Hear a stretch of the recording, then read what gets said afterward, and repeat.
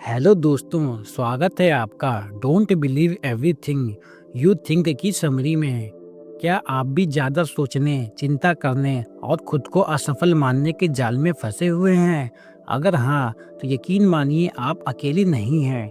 आज के दौर में हम सभी कभी न कभी इस समस्या से जूझते हैं। लेकिन क्या आपको पता है कि आपकी सोच ही आपकी तकलीफ की शुरुआत और अंत दोनों है? जोसेफ न्यूगेन की book don't believe everything you think why your thinking is the beginning and end of suffering हमें इसी सच से रूबरू कराती है। ये बुक हमें सिखाती है कि कैसे अपनी सोच को नियंत्रित करके हम एक बेहतर, शांत और खुशहाल जीवन जी सकते हैं। इस वीडियो में हमें इस पुस्तक के कुछ सबसे महत्वपूर्ण बिंदुओं पर चर्चा करेंगे। अगर आप भी अपनी सोच को बेहतर बनाना और अपने जीवन में बदलाव लाना चाहते हैं, तो यह वीडियो आपके लिए है। तो दोस्तों, बिना कोई देर किए शुरुआत करते हैं don't believe everything you think की समरी में। Chapter 1, the journey to finding the root cause of suffering. Thich Nhat Hanh कहते हैं, दर्द मतलब पेन तो होता है, लेकिन पीड़ा मतलब सफरिंग ऑप्शनल है, यानी इससे बचा जा सकता है। या 2 बार गोली खाने जैसा है।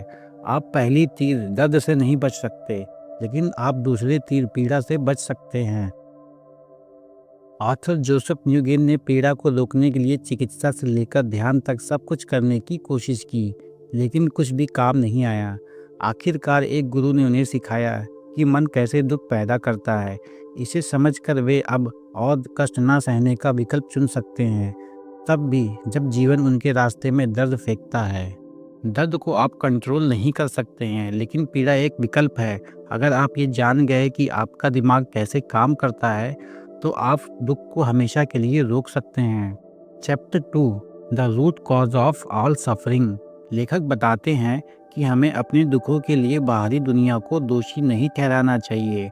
अगर हम ट्रैफिक में फंस जाते हैं या ऑफिस में हमारा बॉस हमें परेशान करता है, तो इसकी असली वजह हमारी अपनी सोच है। सोचिए, एक ही कमरे में 2 लोग मौजूद हैं, एक खुश है और दूसरा दुखी। ऐसा क्यों? क्योंकि दोनों चीज़ों को अपने अपने नज़रिए से देख रहे हैं। वास्तविकता तो वही रहती है, लेकिन उसे देखने का तरीका हर किसी का अलग होता है। एग्जाम्पल के लिए, जिस चीज़ से आप नफ़रत करते हैं, उसके बारे में सोचते ही आपका मूड खराब हो जाता है। लेकिन क्या आपने कभी यह सोचा है कि अगर आप उस नकारात्मक विचार को छोड़ दें, तो आप कैसा महसूस करेंगे? यकीनन आप हल्का और खुश महसूस करेंगे। असल में दुनिया में जो कुछ भी हो रहा है, वह आपको दुखी नहीं कर सकता। दुख का कारण वह घटना नहीं, बल्कि उस पर आपका रिएक्शन और उसे समझने का तरीका है।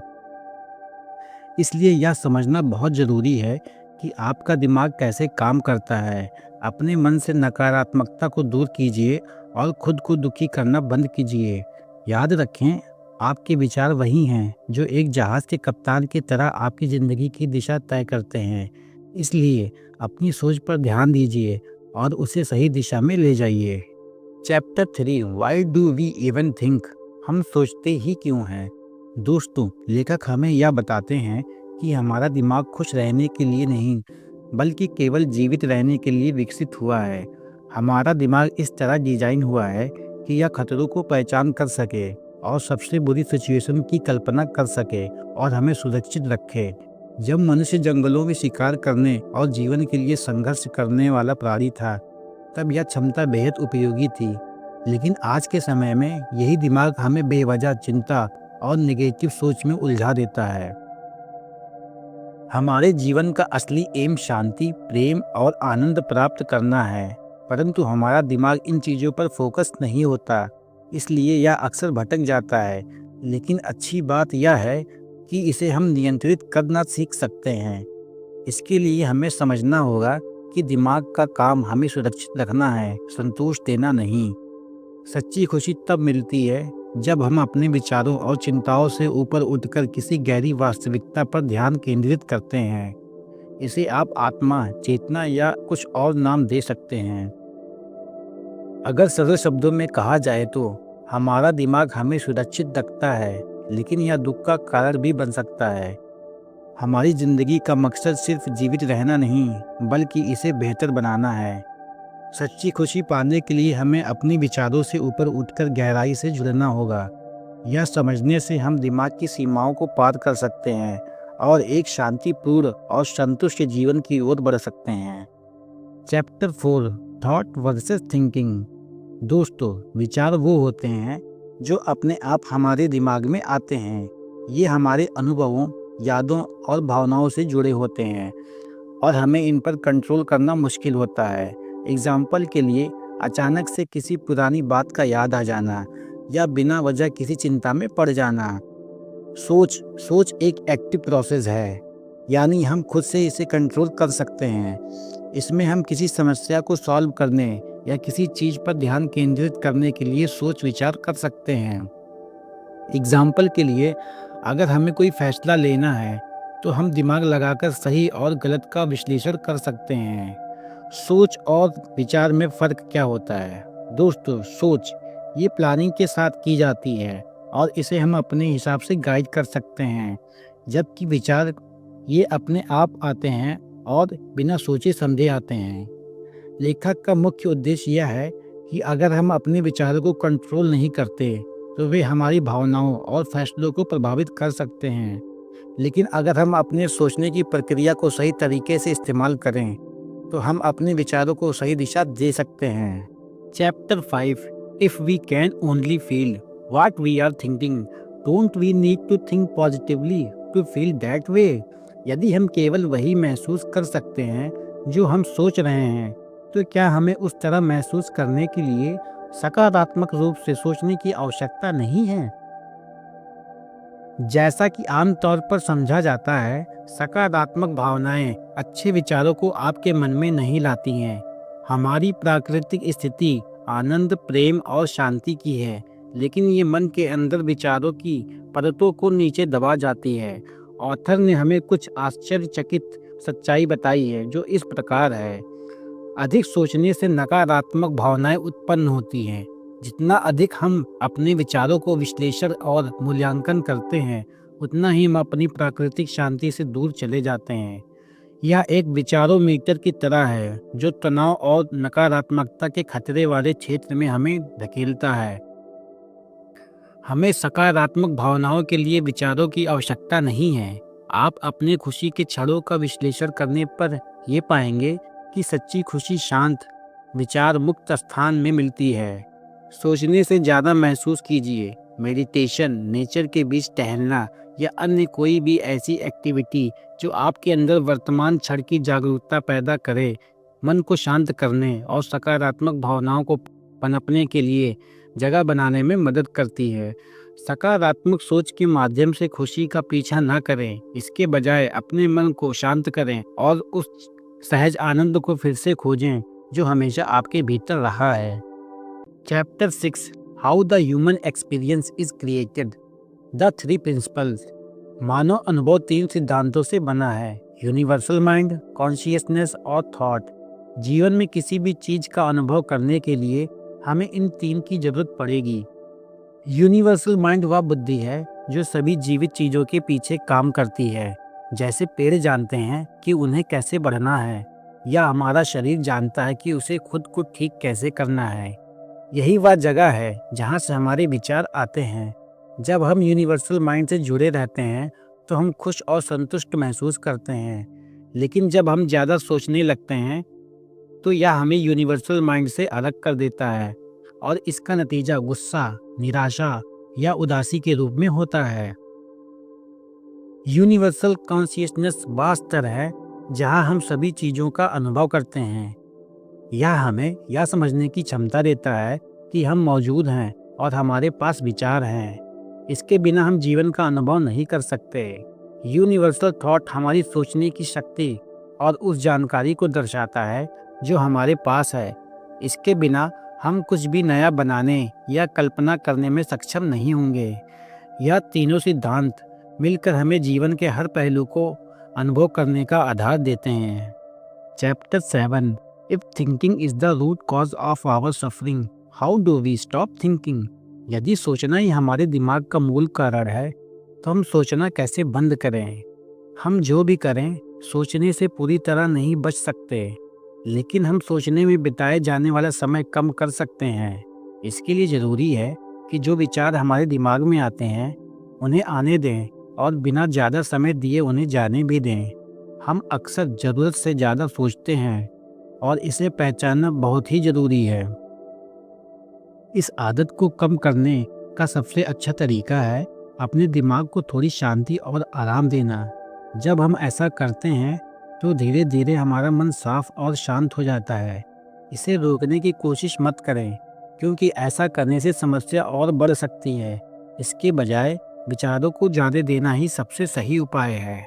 हमारा स्वाभाविक रूप खुशी, संतोष, स्पष्टता, शांति और प्रेम से भरा होता है।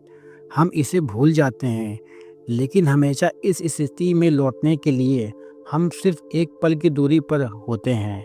Chapter 8, how can be possibly thrive in the world without thinking. बिना सोचे समझे हम दुनिया में कैसे आगे बढ़ सकते हैं। दोस्तों, क्या आपने कभी गौर किया है कि जब आप किसी काम में पूरी तरह डूब जाते हैं तो आपको पता ही नहीं चलता कि समय कैसे गुजर गया। लेखक बताते हैं कि यह स्थिति पीक परफॉर्मेंस का राज है। उच्च प्रदर्शन के लिए केवल कड़ी मेहनत और सोचने की नहीं, बल्कि अपने विचारों को शांत रखने की भी आवश्यकता है। इसे बाइक चलाने के एग्जाम्पल से समझा जा सकता है। जब आप पहली बार बाइक चलाना सीखते हैं तो आपको इसमें बहुत ध्यान और मेहनत लगती है, लेकिन जब आप इसे बार बार करते हैं तो यह आपके लिए स्वाभाविक हो जाता है और बिना किसी अतिरिक्त प्रयास के आप इसे आसानी से कर लेते हैं। जापानी संस्कृति में इसे मुशीन कहा जाता है, जिसका मतलब है ऐसी स्थिति जहां दिमाग पूरी तरह शांत होता है और आप अपने अभ्यास और स्वाभाविक प्रवृत्तियों से काम करते हैं। यही सिद्धांत एथलीटों, कलाकारों और किसी भी उच्च प्रदर्शन करने वाले व्यक्ति पर लागू होता है। वे अपने विचारों में उलझने के बजाय अपनी प्रतिभा और कौशल का प्रदर्शन करते हैं। जब वे प्रदर्शन कर रहे होते हैं तो वे अपने मन में चल रहे विचारों पर ध्यान नहीं देते, बल्कि अपने काम पर फोकस करते हैं। यह ठीक वैसा ही है जैसे हम बिना सोच विचार के सांस लेते रहते हैं। लेखक यह भी चेतावनी देते हैं कि इसका मतलब यह नहीं है कि आपको अपने दिमाग का उपयोग बंद कर देना चाहिए, बल्कि आपको अत्यधिक विश्लेषण और हर चीज को कंट्रोल करने की आदत को छोड़ना होगा। आपको अपनी प्रशिक्षित प्रवृत्ति पर भरोसा करना सीखना होगा और अपने भीतर के ज्ञान को आगे बढ़ा देना होगा। जब आप जरूरत से ज्यादा सोचना बंद कर देते हैं और प्रवाह में आने देते हैं तो आप देखेंगे कि आप कितनी अद्भुत चीजें हासिल कर सकते हैं। Chapter 9, if we stop thinking what do we do about our goals, dreams and ambitions. यदि हम सोचना बंद कर दें तो हमारे लक्ष्यों, सपनों और महत्वाकांक्षाओं का क्या होगा। इस चैप्टर में लेखक जोसेफ न्यूगिन बताते हैं कि हमारा सोचने वाला दिमाग अक्सर हमारे दुखों का मुख्य कारण बनता है, लेकिन यदि हम अपने विचारों को शांत करें और प्रेरणा से गहरे स्रोत से जुड़ें तो हम अपने जीवन और लक्ष्यों को बेहतर बना सकते हैं। विचार और सोच का फर्क। विचार स्वाभाविक रूप से हमारी प्रेरणा से उत्पन्न होते हैं, जबकि सोच उन विचारों का विश्लेषण और मूल्यांकन करने की प्रक्रिया है जो कई बार नकारात्मकता को जन्म देती है। लक्ष्यों के दो प्रकार। हमारे लक्ष्य दो प्रकार से उत्पन्न होते हैं, एक हताशा से और दूसरा प्रेरणा से। हताशा से बने लक्ष्य अक्सर भय और अभाव से प्रेरित होते हैं, जबकि प्रेरणा से बने लक्ष्य आनंद और प्रचुरता की चाहत से आते हैं। प्रेरणा से जुड़ना।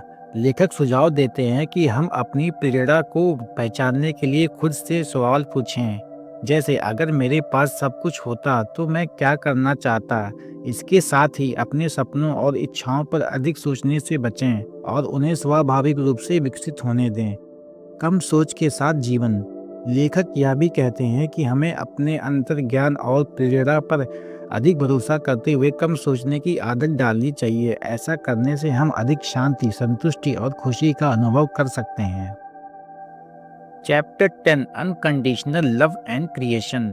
लेखक बताते हैं कि बिना शर्त प्यार, अनकंडीशनल लव, ऐसा प्रेम है जो कारणों और अपेक्षाओं से परे होता है। उनका अपनी प्रेमिका के प्रति प्यार इस प्रकार के प्रेम का उदाहरण है, जहाँ गहरा स्नेह है लेकिन कोई स्वार्थ, सौदेबाजी या चालाकी नहीं है। ऐसा प्रेम केवल इसलिए संभव है क्योंकि यह इंटरनल मैच्योरिटी से प्रेरित है और किसी प्रकार के प्रतिदान की इच्छा नहीं रखता। इसी तरह अनकंडीशनल क्रिएशन भी इसी स्रोत से उत्पन्न होता है, या किसी बाहरी इनाम जैसे प्रसिद्धि या धन के लिए कुछ करने के बजाय केवल क्रिएशन की खुशी के लिए काम करने के बारे में है। जब हम अपेक्षाओं से मुक्त होकर निर्माण करते हैं तभी उसमें सच्चा जादू होता है।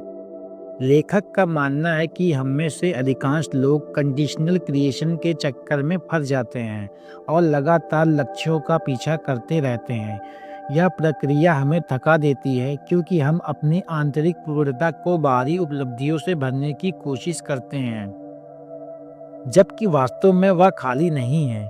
यह केवल हमारी सोच का भ्रम है। बिना शर्त प्यार और क्रिएशन तक पहुंचने का तरीका है अपने दिमाग को शांत करना और अपने भीतर की अनंत प्रेरणा को उपयोग करना। यह हमें सोच से परे एक ऐसे क्षेत्र में कदम रखने की अनुमति देता है जहां रचनात्मकता के बिना किसी रुकावट के प्रभावित होती है। यहाँ क्रिएशन की प्रक्रिया ही सबसे बड़ा इनाम और पूर्णता बन जाती है। हालांकि यह आसान नहीं है, लेकिन इसके परिणाम अनमोल हैं। जब हम बिना शर्त प्यार और क्रिएशन को अपनाते हैं तो हम ऐसी खुशी और संतुष्टि का अनुभव करते हैं जिसकी हमने कल्पना भी नहीं की होती। Chapter 11, what do you do next after experiencing peace, joy, love and fulfilment in the present. वर्तमान में शांति, आनंद, प्रेम और संतुष्टि का अनुभव करने के बाद आगे क्या करें। इस चैप्टर में लेखक ने शांति, आनंद और प्रेम का अनुभव करने के बाद आने वाली अनसर्टेनिटी से निपटने के लिए एक व्यावहारिक मार्गदर्शिका साझा की है। संदेह को स्वीकार करें। अहंकार को पीछे छोड़ने के बाद चिंता, बेचैनी और संदेह होना स्वाभाविक है। यह इसलिए होता है क्योंकि अहंकार, जो पहले आपके जीवन को कंट्रोल करता था, फिर से अपना प्रभाव जमाने की कोशिश करता है। नेगेटिविटी के स्रोत को समझें। आपको यह याद रखना चाहिए कि नेगेटिविटी भावनाओं का एकमात्र कारण आपकी सोच है। सोच को पूरी तरह रोकने की कोशिश ना करें, बल्कि इसे नकारात्मकता का स्रोत समझें। ऊर्जा का सही उपयोग करें। जो ऊर्जा पहले लगातार सोचने में लगती थी, अब अन्य सकारात्मक कार्यों में लगाई जा सकती है। इसे शांति, आनंद और प्रेम से प्रेरित लक्ष्यों की ओर निर्देशित करें, न कि डर या हताशा से। सुबह की सकारात्मक शुरुआत करें। एक ऐसी सुबह का दिनचर्या बनाएं जो सकारात्मकता और कम सोच को बढ़ावा देती हो। यह आपके दिन को अच्छे से शुरू करने और शांति से बिताने में मदद करेगी। नए लक्ष्यों का अपनाएं। प्रेरणा से मिले नए लक्ष्य बनाने के लिए अपनी मुक्त ऊर्जा का उपयोग करें। ये लक्ष्य आपको इस नई अवस्था में आगे बढ़ने का मार्ग दिखाएंगे। यह प्रक्रिया आपको एक संतुलित और मोटिवेशनल लाइफ जीने की दशा में ले जाती है। Chapter 12, nothing is either good और बैड। कुछ भी अच्छा या बुरा नहीं होता। विलियम शेक्सपियर का कथन है, अच्छाई या बुराई जैसी कोई चीज ही नहीं होती। यह हमारी सोच है जो इसे ऐसा बनाती है। जीवन में कोई निर्णय पूरी तरह सही या गलत नहीं होता।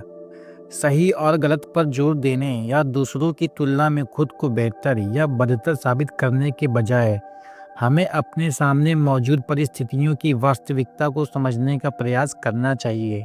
सच्चा सत्य हमारे भीतर पाया जा सकता है, यह बाहरी चीजों में नहीं छिपा होता। नकारात्मक भावनाएं इस बात का संकेत हैं कि हम अपने अनुभवों के वास्तविक कारण से भटक गए हैं। हमारी सोच ही हमारी भावनाओं को जन्म देती है और इसे समझकर ही हम नकारात्मकता को कम कर सकते हैं। इन भावनाओं को अपनाने और उन्हें स्वीकार करने से वे धीरे धीरे समाप्त हो जाती हैं और हमें शांति, प्रेम और आनंद की अवस्था में वापस ले जाती हैं। यदि हम सभी संभावित दृष्टिकोण और जीवन की सुंदरता के प्रति खुले रहते हैं तो हम जीवन की गहराई और उसकी वास्तविक प्रकृति को बेहतर तरीके से समझ सकते हैं। Chapter 13, how do you know what to do without thinking. दोस्तों, एल्बर्ट आइंस्टीन का मानना था कि इंटुइटिव माइंड एक अनमोल उपहार है, जबकि तर्क संगत मन रेशनल माइंड केवल एक सेवक है। दुर्भाग्य से हमने ऐसा समाज बना लिया है जो तर्क संगत सोच को अधिक महत्व देता है और इस उपहार यानी अंतर्ज्ञान को अनदेखा कर देता है। जब निर्णय लेने की बात आती है तो यह जरूरी है कि हम गैर जरूरी सोच से बचें, क्योंकि यही चिंता और हताशा का कारण बनती है। सच तो यह है कि ज़्यादातर लोग पहले से ही जानते हैं कि किसी स्थिति में उन्हें क्या करना चाहिए, जिसे हम गट फीलिंग या आंतरिक ज्ञान कहते हैं। यह समझने के लिए सही कदम क्या है, हमें अपने अंतर्ज्ञान की आवाज़ सुननी होगी और अपने भीतर झांकना होगा। हमारा अंतर्ज्ञान हमेशा हमें सही दिशा में लेकर जाता है और बताता है कि हमें किसी भी परिस्थिति में क्या करना चाहिए। हालांकि समाज अक्सर हमारे अंतर्ज्ञान को तब तक स्वीकार नहीं करता जब तक यह आम मान्यता में शामिल ना हो जाए।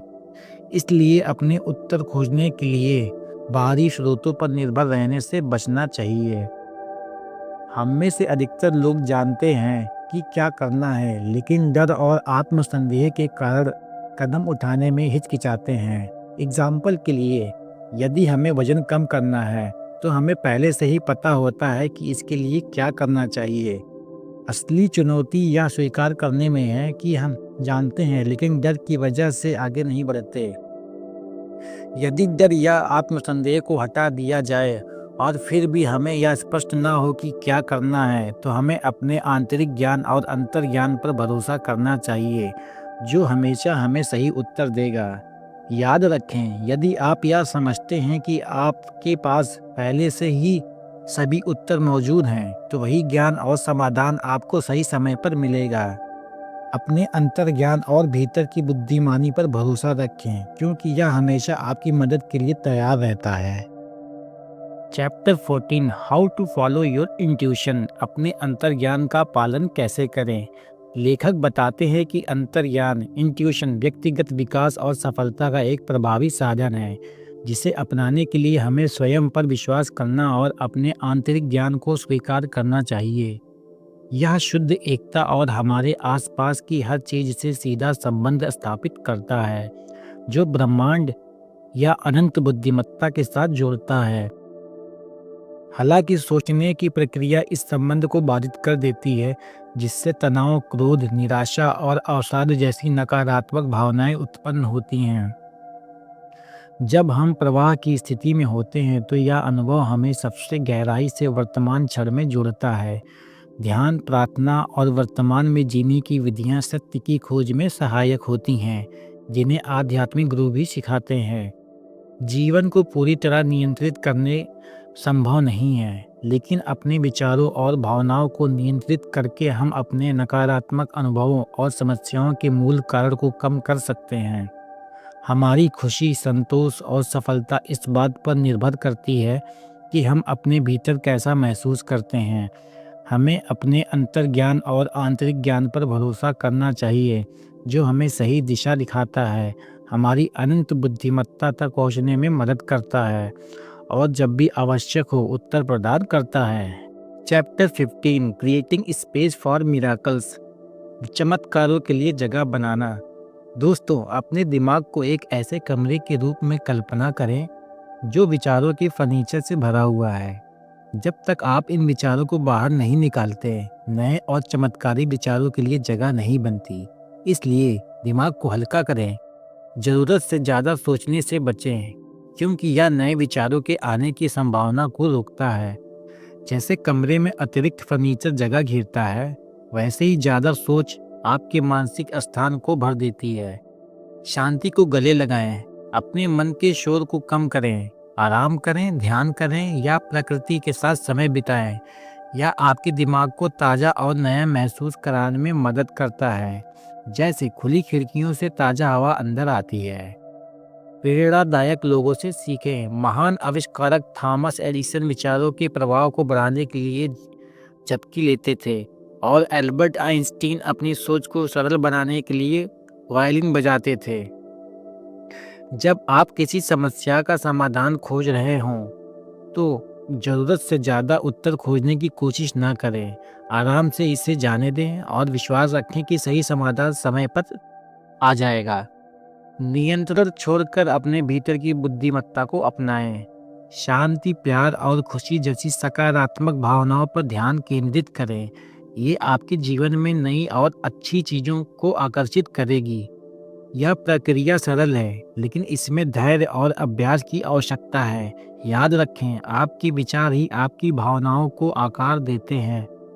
तनाव मुक्त रहें और अपने मन को साफ रखें ताकि नए विचारों और अवसरों का स्वागत किया जा सके। Chapter 16, what happens when you begin living in non thinking. क्या होता है जब आप निर्विचार में जीना शुरू करते हैं? जैसे ही आप नॉन थिंकिंग की प्रक्रिया शुरू करेंगे, आपको कुछ रुकावटों का सामना करना पड़ेगा। नॉन थिंकिंग का मतलब है कम चिंता और कम समस्याएं। धीरे धीरे आप देखेंगे कि जो चीज़ें पहले आपको तनाव देती थीं, अब वे आपको प्रभावित नहीं करती। इसके परिणाम स्वरूप आप शांति और सुकून का अनुभव करेंगे।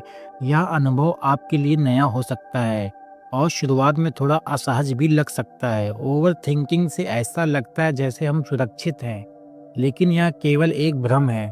इसे नज़रअंदाज करें। बिना ज़्यादा सोचे भी आप उतने ही प्रोडक्टिव हो सकते हैं, बल्कि पहले से बेहतर भी हो सकते हैं। दोस्तों, यह थी don't believe everything you think की हिंदी में समरी। इस किताब में बताई गई बातें यह नहीं कहती कि आप जो कुछ जानते हैं उसे पूरी तरीके से भूल जाएं। इसके बजाय यह हमें एक ऐसा तरीका सिखाती है जिससे हम शांत मन और बिना ज़रूरत से ज़्यादा सोचे समझे क्षणों का आनंद ले सकते हैं। इसे इस तरह से समझें, हमारा दिमाग एक व्यस्त बाजार की तरह है जहां अनगिनत विचार इधर उधर घूम रहे हैं। जब हम इन विचारों को महत्व देना बंद कर देते हैं तो यह शोर अपने आप थमने लगता है। इस शांति के बीच हमारे भीतर की फुसफुसाहट हमें स्पष्टता और सुखद अनुभवों तक ले जाती है।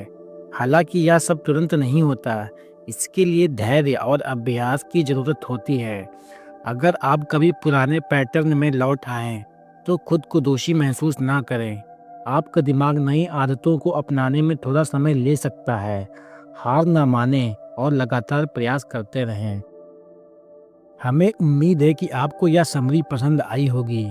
इसे अपने दोस्तों और परिवार के साथ ज़रूर शेयर करें। अपने विचार और सुझाव हमें कमेंट में लिखकर बताएं। वीडियो को देखने के लिए आपका बहुत बहुत धन्यवाद।